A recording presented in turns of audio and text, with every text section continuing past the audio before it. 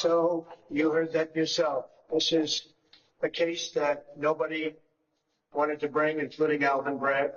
It was just at the last minute they decided to do it. It's a case that, if you're looking back, it goes back many, many years, 2015, maybe before that.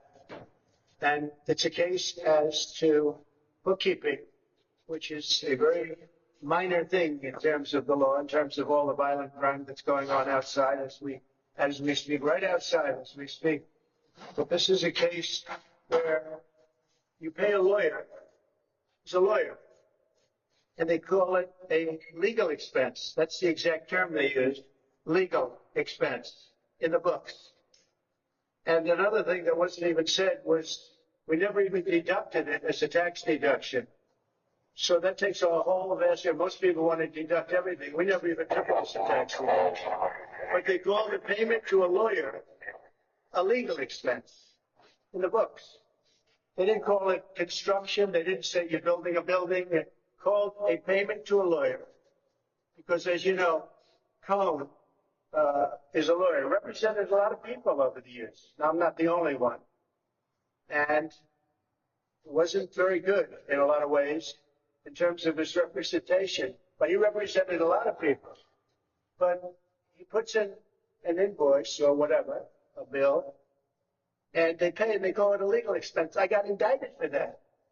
What else would you call it? Actually, nobody's been able to say what you're supposed to call it. If a lawyer puts in a bill or an invoice and you pay the bill and in the book, it's a little line. That's a very small little line. I don't know if you could even write more than 2 words. It's not like you can tell a life story. They marked it down to a legal expense. This is what I got indicted over. Think of it. I got indicted. I'm the leading candidate. I'm beating Biden. I'm beating the Republicans now. I have the nomination. And this is what they try and take me off the trail for. That check's being paid to a lawyer. He is a lawyer, or was a lawyer. And also the things he got in trouble for were things that had nothing to do with me. He got in trouble. He went to jail. This had nothing to do with me. This had to do with the taxi cab company that he owned, which is just something he owned, and medallions and borrowing money and a lot of things, but it had nothing to do with me. He represented a lot of people over the years. But they take this payment and they call it a legal expense, and you heard it today for the first time. This is what I got indicted over. This is what took me off and takes me off the campaign trail, because I should be in Georgia now. I should be in Florida now. I should be in a lot of different places right now campaigning, and I'm sitting here. And this will go on for a long time. It's very unfair. The judge is conflicted, as you know. It's very unfair what's going on. And I should be allowed to campaign. And whoever heard of this, you got indicted for that? People in the court said to me, I can't believe it. This is the case. So we did nothing wrong. The other thing is, if this were such a great case, why didn't the Southern District bring it? Who looked at it, turned it down? Why didn't numerous other agencies and law enforcement groups look at it? Because it was shown to everybody. And very importantly, why didn't the federal elections do anything about this? This is federal. It's not state. They're trying to make it a state case, whatever. And it's not state. That's nothing to do. It's never happened before. I believe never happened before. This has never happened before. When the state tries to insert itself in federal elections. Nobody's ever seen it. But, you know, federal elections took a total pass on it. They said essentially nothing was done wrong, or they would have done something about it. They're tough. They would have done something about it. But they said nothing, and they said, we're going to take a pass. Because they couldn't even believe it. Actually, if you read their letter, they couldn't even believe it. They were incredulous. And yet, Bragg mixed it up. Now, with Bragg, if you look, when he first came in, he didn't want to do it. He didn't want to do it. Now, when are they going to look at Pomerantz or what Pomerantz did? Because that's bad stuff. And when are they going to look at all the lies that Cohen did in the last trial? He got caught lying in the last trial. So he got caught lying, pure lying. And when are they going to look at that? Now, we'll go to another subject, because just a few blocks away, as you know, they had a trial on the $175 million. That's Letitia James. It's all coming out of the White House, by the way. And that's in front of Judge Engoron. And the judge really didn't know anything. He didn't know about collateral security.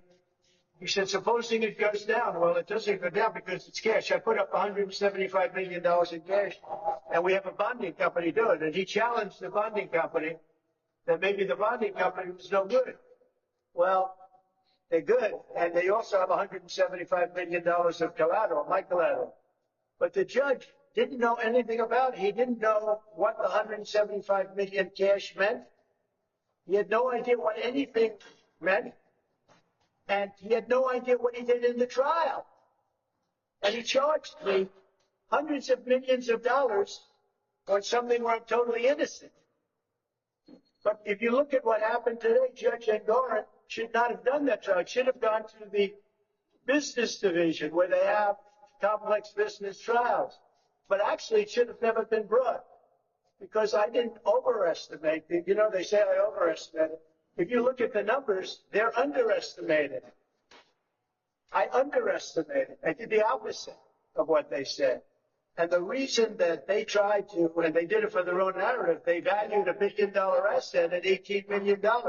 They valued other assets as little, in order to build their narrative. They want to build a narrative. But if you look, and I have a complete record of what happened, Judge Engoron had no idea what was going on, didn't understand the most simple concepts. And this is the man that took a case, and this is why businesses they're moving out of New York because they can't be subjected to this. They'd be put out of business. They're moving out of New York because of it. But Judge Engoron had absolutely no idea what had happened. He didn't realize we put up 175. When he found out we put it up, he said, what happens if it goes up or down? I said, it doesn't. Or they said, it doesn't go up and down. It's cash that we put up, all cash. Very few people could do that. And the deal was approved with the Attorney General. You can believe that.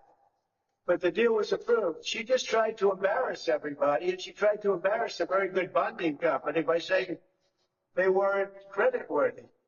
Well, they were creditworthy, and what was more important was they had a security, $175 million that I put up. But the point here is that the judge had no idea what was happening. And this is the same judge that 2 months ago made a ruling that shook the world. It shook the world because everyone knows going to that trial I did nothing wrong. And over here, I did nothing wrong also. This is a Biden witch hunt to keep me off the campaign trail. So far, it's not working because my poll numbers are higher than they've ever been because the public understands that it's a witch hunt. Thank you very much.